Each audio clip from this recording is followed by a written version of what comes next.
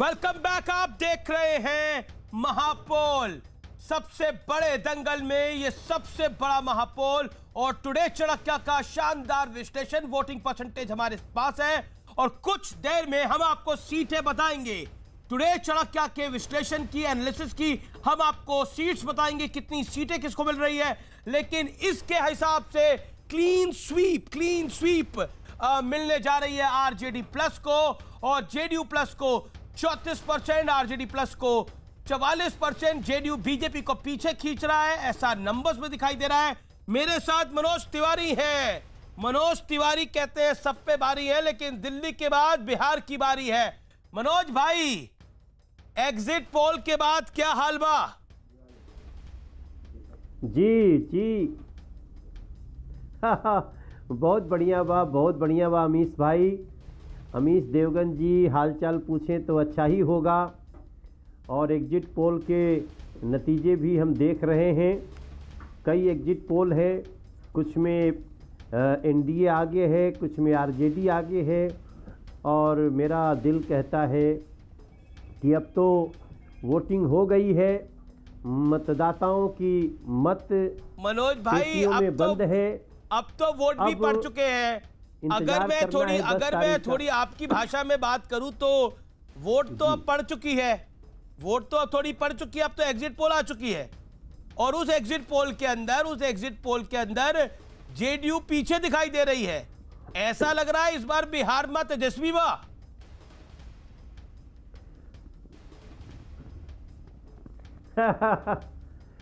देखिए, अब जो भी हो, लेकिन मेरा मत कहता है कि किसी एग्जिट पोल में एनडीए आगे है, किसी में आरजेडी प्लस आगे है।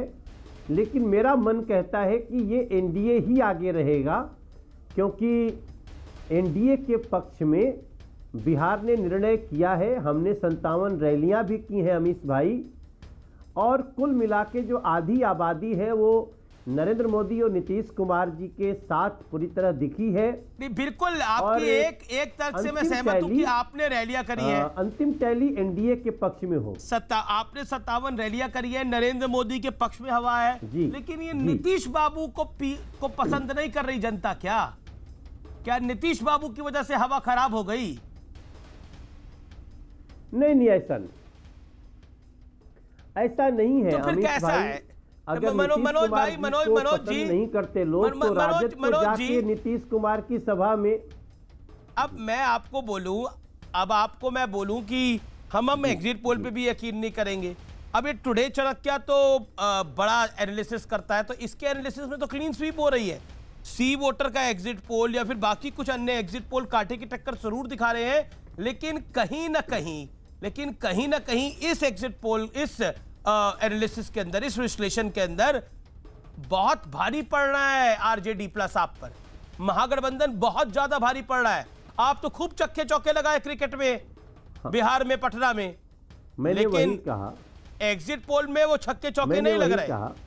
मैंने वही कहा, क्रिकेट के ग्राउंड पे लग रहे हैं, लेकिन राजनीतिक ग्राउंड पे नहीं लग रहे मनोज भाई। एक ये जो आपने कहा ना, नहीं, ये जो आपने एक बताया उसमें नहीं लग रहे, दूसरे में तो लग रहे हैं। तो एक में हम आगे, एक में वो आगे। अब कुल मिला के 10 तारीख को पता चल जाएगा कौन पीछे कौन आगे। ना, उसमें भी नहीं लग रहे। उसमें भी महागठबंधन को 131, आपको 128। इंतजार करे के बाद सी वोटर की बात कर रहे हूं। नहीं, इंतजार तो आप कर रहे हैं, लेकिन वो नहीं, एक दूसरा भी है। वो एक पुराना गाना है कि आई ना कोई खबर मेरे यार की, अब तो इतना हो गया इंतजार।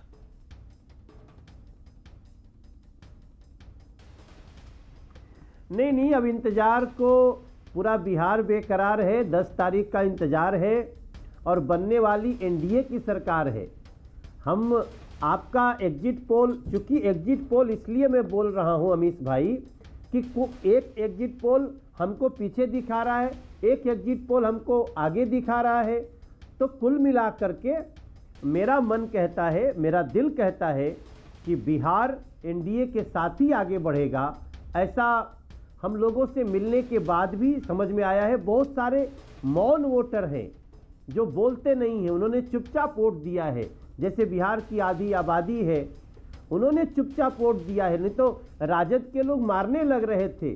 जो कमल का वोट दे के कह के आ रहा था उसको मारने लग रहे थे, तीर पे वोट दे के आए तो मारने लग रहे थे।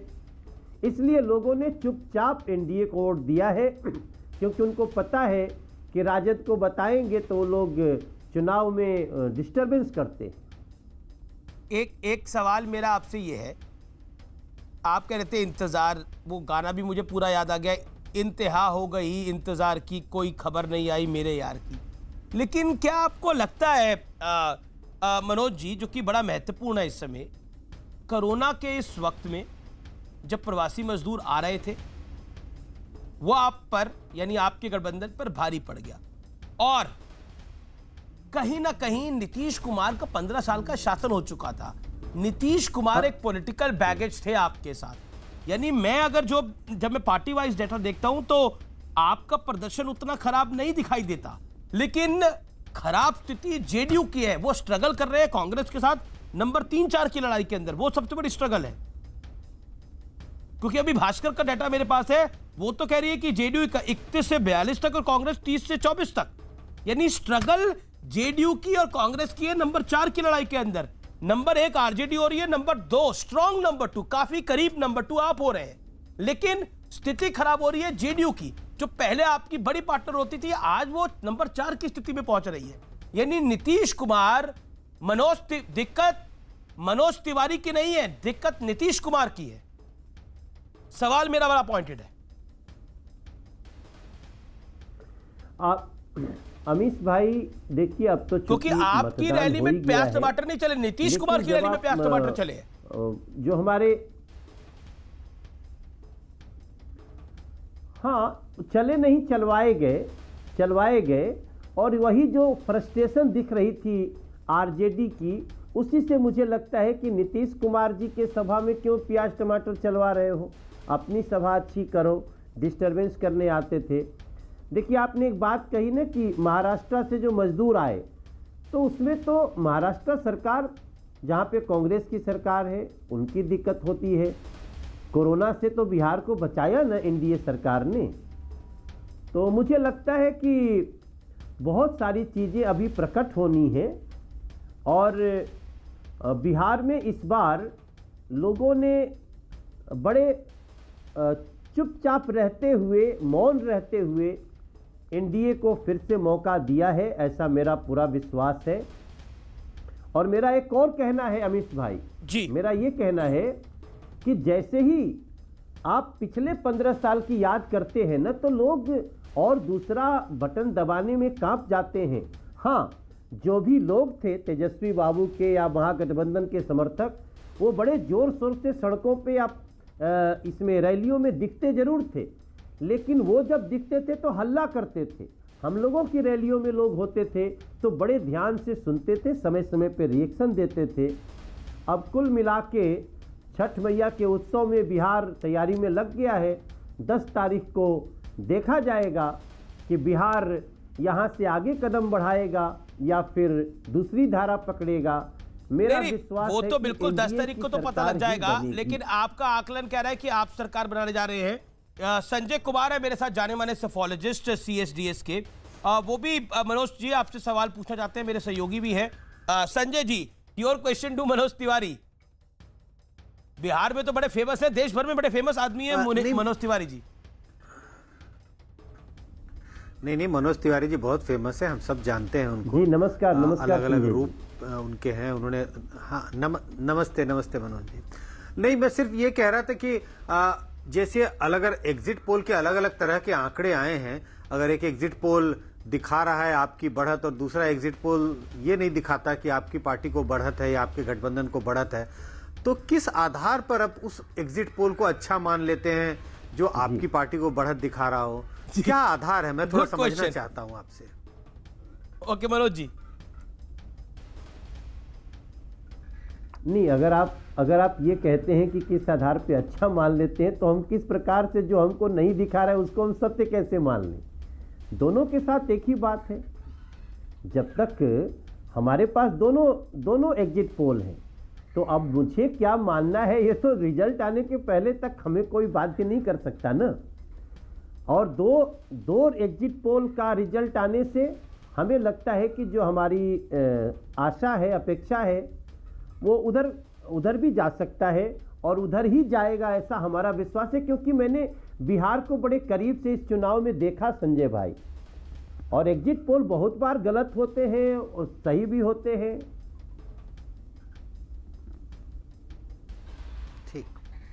मनोज जी, मेरा अगला सवाल आपसे ये है कि आपने इस चुनाव के अंदर हर मुद्दे को उठाया। आपने धारा 370 की बात करी, आपने राम मंदिर की बात करी, पाकिस्तान का भी विषय आया, लेकिन तेजस्वी ग्राउंड पे स्टिक रहे। उन्होंने सिर्फ और सिर्फ बेरोजगारी की बात करी कि मैं आऊंगा, 10 लाख नौकरियां आते ही पहली कैबिनेट में 4 लाख 4.5 लाख दे दूंगा। क्या आपको लगता है वहीं से यूथ अट्रैक्ट हो गया, जिसने 15 साल में नीतीश का 15 साल पहले वाला शासन, यानी लालू प्रसाद यादव वाला शासन, जिसमें भूरा बाल साफ करो और लाठी भांजन तेज पिलावन वाली रैलियां होती थी, वो वाला शासन ही नहीं देखा। यानी जो फर्स्ट टाइम वोटर था 18 साल का, उसे लगा तेजस्वी आया है और वो कह रहे मैं 10 लाख नौकरियां दूंगा, तो वो चल जाता है, वो चल गया इस चुनाव के अंदर। क्या आपको लगता नहीं है, जैसे दिल्ली का चुनाव आप लड़ रहे थे, जब अरविंद केजरीवाल ने बोला मैं फ्री में बांटूंगा, सब कुछ करूंगा, ये सब चीजें करूंगा, तो कहीं ना कहीं मुद्दा जो था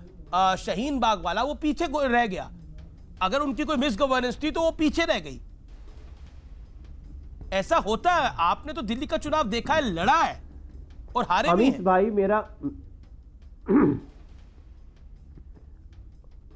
अमीश भाई, मेरा मानना है, शुरू में जब तेजस्वी बाबू ने नौकरी की बात करी तो लोगों में जरूर कौतूहल हुआ, लेकिन जैसे ही उन्होंने कहा कि हम एक ही सिग्नेचर में 10 लाख सरकारी नौकरी दे देंगे, तो बिहार का युवा बड़ा लर्नेड है, पढ़ा लिखा है, उनको लग गया कि ये बातों में दम नहीं है, ये हवाई फायरिंग ज़्यादा है।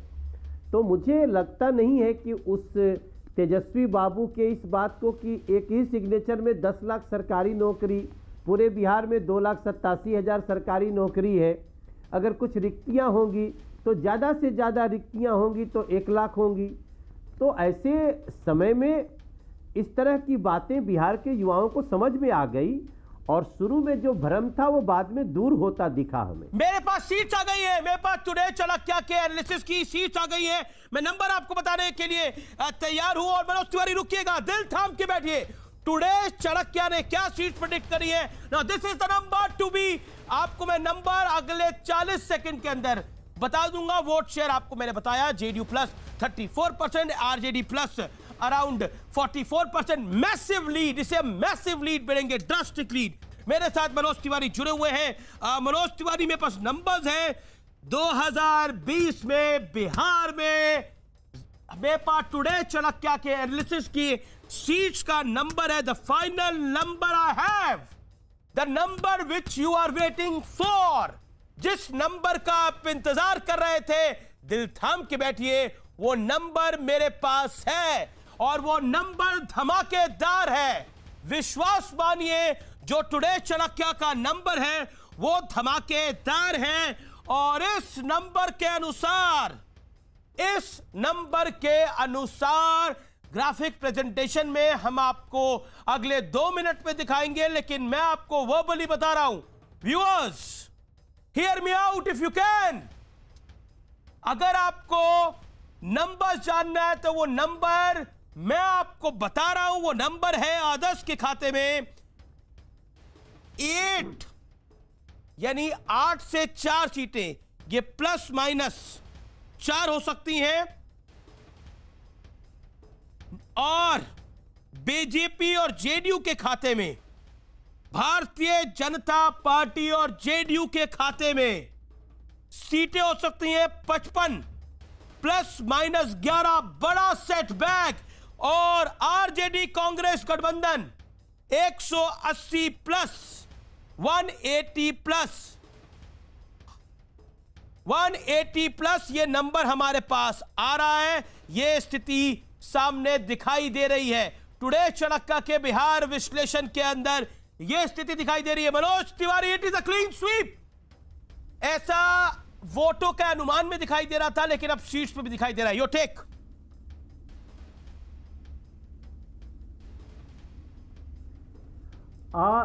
देखिए अमीश भाई, ये पोलस्टर का आंकड़ा है, ये पोलस्टर का आंकड़ा है। 2015 का चुनाव, टुडे चाणक्य, ये टुडे चाणक्य का मैं पोल है। बता रहा हूं आपको कि ऐसे ही चुनाव समाप्त होने के बाद टुडे चाणक्य ने बड़ी विनम्रता के साथ बोलना चाहूंगा कि टुडे चाणक्य ने पिछली बार एनडीए की सरकार बना दी थी। 2015 में टुडे चाणक्य ने एनडीए की सरकार बना दी थी और रिजल्ट आया तो हम लोग पीछे हो गए। तो अगर उसी टुडे चाणक्य का ये आकलन है तो अब तो आकलन है, लेकिन टुडे चाणक्य का वैसे तो कई बार टुडे चाणक्य की बात बहुत सही भी हुई है। ये टुडे चाणक्य का अनुमान है, ये अनुमान, ये टुडे चाणक्य की सीट्स है, लेकिन देखिए हर सीट्स कुछ कहती है। ये क्लीन स्वीप दे रही है। और हालांकि एक और पोलस्टर मेरे साथ बैठे हैं जो बड़े वरिष्ठ हैं, वो इस नंबर से एग्री नहीं कर रहे थे। संजय कुमार पिछले चुनाव में इसी टुडे चाणक्य ने एनडीए को 155 से 60 ज्यादा सीटें दिया था।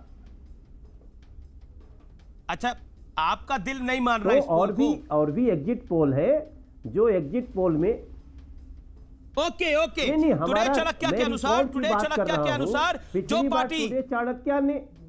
जो पार्टी जीत रही है वो है आरजेडी। धमाकेदार वापसी, इसके अनुसार धमाकेदार वापसी, यादव बंधुओं की धमाकेदार वापसी। तेजस्वी यादव क्या नए सीएम होंगे बिहार के? वो 10 तारीख को पता लगेगा, फाइनल रिजल्ट्स 10 तारीख को आएंगे। लेकिन नीतीश कुमार के लिए बड़ा सेटबैक। अब तो ये जो नंबर्स आ रहे हैं, ये बीजेपी के लिए भी, भारतीय जनता पार्टी के लिए भी बहुत बड़ा सेटबैक। टुडे चाणक्य के अनुसार मनोज तिवारी, फाइनल वर्ड। मायूस है क्योंकि दिल्ली में भी चुनाव हुआ था, आपकी सीटें आई थी 8, नहीं, अगर वहां भी आपने प्रचार के किया, अनुसार सीटें हैं कम। कुछ गुनगुनाना चाहेंगे इस शाम को आप? टुडे चाणक्य के अनुसार पिछली बार हम जीत रहे थे और हम हार गए, तो अगर इस बार हम हार रहे हैं तो हो सकता है कि वैसे ही कुछ हो। बट ठीक है, देखिए एग्जिट पोल अपना एग्जिट पोल है। टुडे चाणक्य का पिछला एग्जिट पोल बिहार में एकदम से गिर गया था, जो उल्टा हो गया था। और भी उल्टा होने की इंतजार कर रहे हैं। कोई हमें आगे दिखा रहा है, कोई आप उल्टा होने की इंतजार कर रहे हैं, लेकिन उल्टा हो गया है। अमीश जी, क्या होता है ना, हम लोग उल्टा हो गया है, यानी उलट गई है सरकार। हमें नहीं पता उल्टा होगा कि सीधा होगा। पिछली बार उल्टा हुआ था, पिछली बार उल्टा हुआ था। मनोज भाई हम उल्टा हुआ था, ये बात को याद दिला। अगले हफ्ते दिवाली है, इस एक हफ्ते बाद शनिवार को महाबली का दिन भी कहा जाता है, और आप तो महाबली के बड़े भक्त भी हैं, और आज भी शनिवार है, और फिर छठ मैया की पूजा भी आने वाली है। तो चुनाव के नतीजे भी हैं। हालांकि उतना मूड तो खुश नहीं होगा आपका एग्जिट पोल देखकर, लेकिन क्या गुनगुनाना चाहेंगे आखिर के अंदर? क्योंकि आप आए और कुछ दिवाली पर, और एग्जिट पोल देख के बिल्कुल निराश नहीं हूं जी, तो फिर उत्साह में कुछ गुनगुना दीजिए। मैं एग्जिट पोल देख के बिल्कुल ही निराश नहीं हूं। तो आज का गाना क्या है? चैनल पे जो एग्जिट पोल आ रहा है, दूसरे चैनल पे कुछ और एग्जिट पोल आ रहा है। उम्मीद तो में कुछ गा दीजिए। जो मेरे पक्ष में आ रहा है मैं उसको देख रहा हूं। अच्छा मनोज भाई, बिल्कुल उम्मीद का दामन तो कभी नहीं छोड़ना चाहिए। लेकिन क्या गाने का मन क्या कर रहा है? अभी क्या गाएंगे, क्या सुनाएंगे? नहीं, हम बिल्कुल गा रहे हैं कि अरे उगा उगा उगा हो सूरज देव, भैली अरे घा के बेर, रखिया बिहार पे नजरिया, छठी मैया करीना अबेर, भैली अरे घा के बेर। रिजल्ट जो भी हो शांति से चले, जो भी हो ईवीएम पे दोष ना मढ़े, ईवीएम पे ना टूटे लोग। बिहार को यहाँ से आगे बढ़ाने की कवायद शुरू हो, और मेरा पूरा विश्वास है कि एग्जिट पोल जो भी कहे 10 तारीख को एनडीए की सरकार पुनः बनेगी। चलिए मैं भी आपके चलते चलते आपके लिए गुनगुन कुछ एक लाइन बोल देता हूं मनोज भाई। हालांकि मेरी तो आवाज बहुत आप जितनी तो अच्छी है नहीं, लेकिन आप गा के बोलो। हाँ चलिए मैं भी बोलो। अच्छा गाना तो पता नहीं मैं गा सकता है, आप भी गाओ अमित। चलिए मेरी आवाज तो इतनी है नहीं। गौरव भाटिया भी मेरे साथ है, बीजेपी के प्रवक्ता अभय दुबे भी हैं, सारिका भी जी है, वो सब बोलेंगे कि अभी अमीश देवगन ने गाना भी शुरू कर दिया है। लेकिन आपने अनुरोध किया है तो मैं कह देता हूं, रुक जाना नहीं तू कहीं हार के। ये आपके और गौरव भाटिया और अजय आलोक भी है जेडीयू के, उन दोनों के लिए, उन तीनों के लिए मैं कह रहा हूं कि रुक जाना नहीं तू कहीं हार के, मंजिल आपको मिलेगी। मनोज भाई बहुत बहुत शुक्रिया। नहीं, मंजिल हम ही को मिलेगी, मंजिल हम ही को मिलेगी और मंजिल बिहार को मिलेगा। चलिए बहुत बहुत शुक्रिया मनोज भाई हमारे साथ जुड़ने के लिए। लेकिन सारिका पासवान आरजेडी की प्रवक्ता, जो पार्टी लीड में दिख रही है, झटका दे दिया है जेडीयू को और भारतीय जनता पार्टी को। सारिका पासवान जो पोलस्टर्स के नंबर है, खासतौर पर टुडे चाणक्य के, हालांकि कई पोल्स में कांटे की टक्कर है, लेकिन टुडे चाणक्य के पोल के अंदर बड़ी जीत मिल रही है, बड़ी जीत मिल रही है। आपकी पार्टी को, आपके गठबंधन को क्या कहना चाहती हैं? अमीश जी, पहले तो मैं आपको बहुत धन्यवाद देना चाहूंगी कि आपने अभी मनोज भाई से एक सांसद से गाना गवा दिया, क्योंकि अभी एक मैं वीडियो बहुत ट्रोल हो रहा था, मैं देख रही थी, जिसमें उन्होंने एक महिला को बड़ी जबरदस्त डांट लगाई थी, क्योंकि उन्होंने भी एक गाने का उनसे निवेदन किया था। तो मैं आपकी पहले तो जीत पे मैं आपको बधाई देना चाहूंगी। और अब अगर हम आए बिहार इलेक्शन पे, तो निश्चित रूप पे जो बढ़त आपके एग्जिट पोल में या अन्य चैनलों में दिखा रहा है, वो निश्चित रूप पे ये सिर्फ महागठबंधन की ही नहीं, ये एक्चुअली बिहार की जो जीत है ना, ये उनकी जीत है। ये एग्जिट पोल उनका समर्थन दिखा रहा है, जो हम डे वन से कहते आ रहे हैं। हम उनकी दैनिक भास्कर का पोल आ गया, दैनिक भास्कर का पोल काफी उल्टा है और वो कह रहा है कि यानी एनडीए को 120 से 127 और यूपीए को 71 से 81 मिल सकती है, एलजेपी 12 से 13, अदर्स के खाते में 19 से 27। लेकिन टुडे चाणक्य का जो पोल है वो काफी इंटरेस्टिंग है, उसमें काफी ज्यादा है। Abhay Dubey, your first reaction, Abhay Dubey, the winning combination अगर एग्जिट पोल के नंबर्स 10 को आते हैं। देखिए अमीश जी, नहीं बिल्कुल ये बात तो तय हो गई थी। भारतीय जनता पार्टी की पिछली 7 पुश्तें उठाकर देख लो, विकास किसी का नाम नहीं मिलेगा। इनका तो जहां कदम रखते हैं पार्टी में बंटवारा प्रसाद नाम देते हैं। मगर बिहार ने इस बार जो सबक सिखाया, और हमेशा बिहार देश की राजनीति की दशा और दिशा तय करता है, तो मुझे लगता है कि जो भारतीय जनता पार्टी ने कुचेष्टा की थी नैरेटिव बदलने की, उसमें वो सफल नहीं हुए। और ये मनोज तिवारी जी का एक गाना बहुत ही प्रसिद्ध है, आपने उनसे मैं अपेक्षा कर रहा था कि वो गाएंगे, नौकरी न मिलल मन उचाट लई ले बाबूजी। वो नौकरी नहीं मिलने पे उनका मन उचाट है, ये बहुत प्रसिद्ध गाना हुआ। और जेडीयू के लिए मैं कहना चाहता हूं, क्योंकि मैं 1 माह अभी बिहार रहकर आया हूं, कि बड़संग रहिए तक खइये बीड़ा पान और छुटसंग रहिए तक कटहिए दोनों कान। ये ऐसी संगत में रह गए कि वहां बिहार ने पूरी तरह नकार दिया। और आप जो प्रिडिक्शन अभी कह रहे थे, उसकी मैं सच्चाई बताता हूं कि वर्ष दर वर्ष आप अगर देखेंगे, लेकिन देखिए पोल ऑफ पोल्स के अंदर कांटे की टक्कर दिखाई दे रही है। हमारे पास सी वोटर का भी पोल है, हमारे पास जन की बात का भी पोल है। हम कुल मिलाकर सारे पोल्स का आंकड़ा दिखा रहे हैं, और उस आंकड़े के अंदर बड़ा स्थिति बड़ी कुल स्पष्ट दिखाई दे रही है। उस आंकड़े के अंदर कांटे की टक्कर दिखाई दे रही है। गौरव भाटिया से मैं एक रिएक्शन ले लूं और अजय आलोक से ले लूं। गौरव भाटिया, कांटे की टक्कर भी है लेकिन पीछे भी रह रहे हैं, जेडीयू ने आपको पीछे खींच दिया है। नीतीश कुमार लेवलिटी लग रहे हैं आप पर, पॉलिटिकल लेवलिटी की बात। सबसे पहले तो बड़ा ही महत्वपूर्ण चुनाव था और लोकतंत्र की जीत हुई है। कोविड की महामारी में इलेक्शन कमीशन ऑफ इंडिया ने भी बेहतरीन चुनाव जो है कराया है, और बिहार की जनता को साधुवाद। और अब जो नतीजे हैं वो कैद हो चुके हैं पोल के डिब्बों में। अब कांग्रेस पार्टी कुछ कह रही है, आरजेडी कुछ कह रही है, मैं इतना ही कहूंगा, हमें अटूट विश्वास है कि जनता का आशीर्वाद पुनः हमारे एनडीए को मिलेगा। और लेकिन अभी तो जनता का आशीर्वाद ऐसा लग रहा है कि पोल ऑफ पोल्स के अंदर तो एनडीए के से ज्यादा तेजस्वी यादव के साथ है, यानी यादव बंधुओं की वापस आ रही है। तभी तो मैंने आपके लिए कहा रुक जाना नहीं तू कहीं हार के। नहीं, हम तो ये कहेंगे, दिल को खुश रखने के लिए गालिब ये ख्याल अच्छा है, अगर विपक्ष को 3 दिन की खुशी मिल रही है, वो मुस्कुरा पा रहे हैं। कांग्रेस पार्टी जो बेचारी हमेशा रोती रहती है ईवीएम खराब है, ईवीएम खराब है, आज लगे हाथ पूछ लीजिएगा। मैं पूछ लूंगा, एमपीएम तो नहीं है, मोदी वोटिंग मशीन जो राहुल गांधी ने कहा था। अबे जी मैं पूछ लूंगा उनसे, मैं पूछूंगा उनसे, ये इंटरेस्टिंग सवाल है कि अब मोदी वोटिंग मशीन से मोदी वोटिंग मशीन से तेजस्वी यादव के लिए वोट कैसे निकल के आ रहे हैं। अजय आलोक बोलिए, क्या बोलते हैं इस एग्जिट पोल के आंकड़ों पर? टुडे चाणक्य ने तो स्वीप करा दिया आरजेडी की।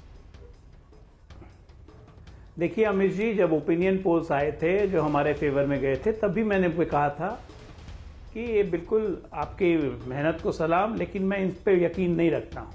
आज ये एग्जिट पोल आया है, बिल्कुल आपकी मेहनत को सलाम, लेकिन मेरा यकीन इन पे नहीं है। अब सवाल ये उठता है कि 3 दिन के लिए अगर ये एग्जिट पोल आए हैं और 3 दिन के लिए अगर ये जीत रहे हैं, खुश हो रहे हैं, तो खुश होने दीजिए, उसमें दिक्कत क्या है। लेकिन 10 को तो नतीजे आएंगे, नतीजे बिल्कुल रहेंगे 150 प्लस हमारे पक्ष में, इसमें कोई अतिशयोक्ति नहीं है। और तब इनसे आज ये गारंटी ले लीजिए कि बोल दें कि ईवीएम का रोना उसे नहीं रोएंगे, कहेंगे साहब हमने तो एग्जिट पोल जीत रहे थे। आज इस तरह से कूद रहे कि एग्जिट पोल जीता नहीं, लगता है कि बिहार जीत लिया। अबे जी बहुत दूर ये सवाल मैं आपसे जरूर पूछना चाहूंगा, ये ईवीएम अगर मोदी वोटिंग मशीन यानी एमवीएम थी तो फिर कांटे की टक्कर और आपको अपनी सरकार बनती हुई क्यों दिख रही है? अगर वो एमवीएम थी फिर तो नीतीश को वापस आना चाहिए। राहुल जी ने ऐसे ही बोल दिया था क्या? जी, अब की दिवाली बिहार में रोजगार वाली होगी अमीश देव। अरे वो तो मैं आपकी बात को आप एमबीएम पे बात करिए, आपकी दिवाली रोजगार वाली बात तो ये तुकबंदी अच्छी है, लेकिन ये मोदी वोटिंग मशीन से तेजस्वी और राहुल गांधी को वोट कैसे निकल रहा है? राहुल जी ने तो बोला था ये ईवीएम नहीं है एमवीएम है, बताइए। देखिए मोदी जी ने चुनाव खुद की अकेले की तस्वीर पर बिहार में लड़ा है। उन्होंने पूरे बिहार में, मैं 25 दिन रहा हूं, एक होर्डिंग पर नीतीश बाबू का फोटो नहीं लगाया और यह आभास कराया कि वो ही चुनाव लड़ रहे हैं। आप मेरे सवाल का जवाब क्यों नहीं देना चाह रहे? एमवीएम पे बता रहा है ग्राउंड पर। सुनिए ना मैं तो सुन ही रहा हूं कोशिश सर, मैं तो आपको सुन ही रहा हूं। एमवीएम पर बोलिए ना, मोदी वोटिंग मशीन पर। हाँ, मोदी जी हर संभव कोशिश करेंगे चुनाव को प्रभावित करने की, इसकी आशंका व्यक्त करना प्रजातंत्रीय व्यवस्था का हिस्सा है जो राहुल गांधी जी ने की है। ये इंटरेस्टिंग है, एमवीएम है, मोदी वोटिंग मशीन है, लेकिन जीत का भरोसा भी है। मैं ब्रेक के बाद वापस लौट के आता हूं और कुछ और आंकड़ों के साथ, कुछ और बड़े नंबर्स के साथ, पोल ऑफ पोल्स के साथ वापस आ रहा हूं।